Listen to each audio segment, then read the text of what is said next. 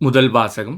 Israel மக்கள் மீது நமது பெயரை கூறி நீங்கள் வேண்டும்போது நாம் அவர்களுக்கு ஆசியளிப்போம். எண்ணிக்கை நூலிலிருந்து வாசகம். அதிகாரம் 6 இறைவசனங்கள் 22 முதல் 27 முடிய. ஆண்டவர் மோசேயிடம் கூறியது: நீ ஆரோனிடமும் அவன் புதல்வரிடமும் சொல், இஸ்ரேல் மக்களுக்கு ஆசி கூற வேண்டிய முறை. ஆண்டவர் உனக்கு ஆசி வழங்கி உன்னை காப்பாராக. ஆண்டவர் தம் திருமுகத்தை உன்மேல் ஒளிரச் செய்து உன் மீது அருள் பொழிவாராக. ஆண்டவர் தம் திருமுகத்தை உன் பக்கம் திருப்பி உனக்கு அமைதி அருள்வாராக. இவ்வாறே அவர்கள் என் பெயரை இஸ்ரேல் மக்களிடையே நிலைநாட்டுவர். நானும் அவர்களுக்கு ஆசி வழங்குவேன்.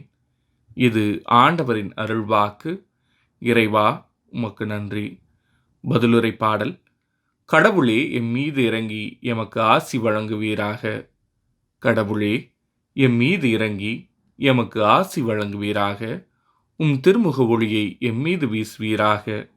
அப்பொழுது உலகம் உமது வழியை அறிந்து கொள்ளும். பிற இனத்தார் அனைவரும் நீர் அருளும் மீட்பை உணர்ந்து கொள்வர். கடவுளே, எம் மீது இறங்கி எமக்கு ஆசி வழங்குவீராக. வேற்று நாட்டினர் அக்களித்து மகிழ்ச்சியுடன் பாடிடுவாராக. ஏனெனில் நீர் மக்களினங்களை நேர்மையுடன் ஆளுகின்றீர். உலகின் நாடுகளை வழிநடத்துகின்றீர். கடவுளே, எம் மீது இறங்கி எமக்கு ஆசி வழங்குவீராக. கடவுளே, மக்களினத்தார் உம்மை புகழ்வார்களாக. மக்கள் எல்லாரும் உம்மை போற்றுவார்களாக. கடவுள் நமக்கு ஆசி வழங்குவாராக. உலகின் கடையெல்லை வரை வாழ்வோர் அவருக்கு அஞ்சுவாராக. கடவுளே, எம் மீது இறங்கி எமக்கு ஆசி வழங்குவீராக. இரண்டாம் வாசகம். கடவுள் தம் மகனை பெண்ணிடம் பிறந்தவராக அனுப்பினார். திருத்தூதர் பவுல் கலாத்தியருக்கு எழுதிய திருமுகத்திலிருந்து வாசகம். அதிகாரம் 4 இறைவசனங்கள் 4 முதல் 7 முடிய.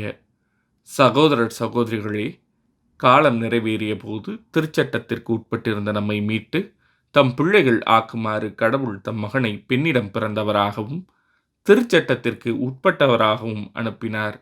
நீங்கள் பிள்ளைகளாய் இருப்பதால் கடவுள் தம் மகனின் ஆவியை உங்கள் உள்ளங்களுக்குள் அனுப்பினார். அந்த ஆவி அப்பா, தந்தையே என கூப்பிடுகிறது. ஆகையால் இனி நீங்கள் அடிமைகள் அல்ல, பிள்ளைகள்தாம். பிள்ளைகளாகவும் உரிமை பேறு உடையவர்களாகவும் இருக்கிறீர்கள். இது கடவுளின் செயலே. இது ஆண்டவரின் அருள்வாக்கு. இறைவா, உமக்கு நன்றி. நற்செய்தி வாசகம். மரியாவையும் யோசேப்பையும் குழந்தையையும் கண்டார்கள். 8ஆம் நாள் அதற்கு இயேசு என்று பெயரிட்டார்கள். லூக்கா எழுதிய தூய நற்செய்தியிலிருந்து வாசகம். அதிகாரம் 2 இறைவசனங்கள் 16 முதல் 21 முடிய. அக்காலத்தில் இடையர்கள் பெத்லகேமுக்கு விரைந்து சென்று மரியாவையும் யோசேப்பையும் தீமனத் தொட்டியில் கிடத்தியிருந்த குழந்தையையும் கண்டார்கள். பின்பு அந்த குழந்தையை பற்றி தங்களுக்கு சொல்லப்பட்ட செய்தியை தெரிவித்தார்கள். அதை கேட்ட யாவரும் இடையர்கள் தங்களுக்கு சொன்னவற்றை குறித்து வியப்படைந்தனர். ஆனால் மரியா இந்நிகழ்ச்சிகளையெல்லாம் தம் உள்ளத்தில் இருத்தி சிந்தித்து கொண்டிருந்தார். இடையர்கள் தாங்கள் கேட்டவை கண்டவை அனைத்தையும் குறித்து கடவுளை போற்றி புகழ்ந்து பாடிக்கொண்டே திரும்பிச் சென்றார்கள். அவர்களுக்கு சொல்லப்பட்டவாறு எல்லாம் நிகழ்ந்திருந்தது.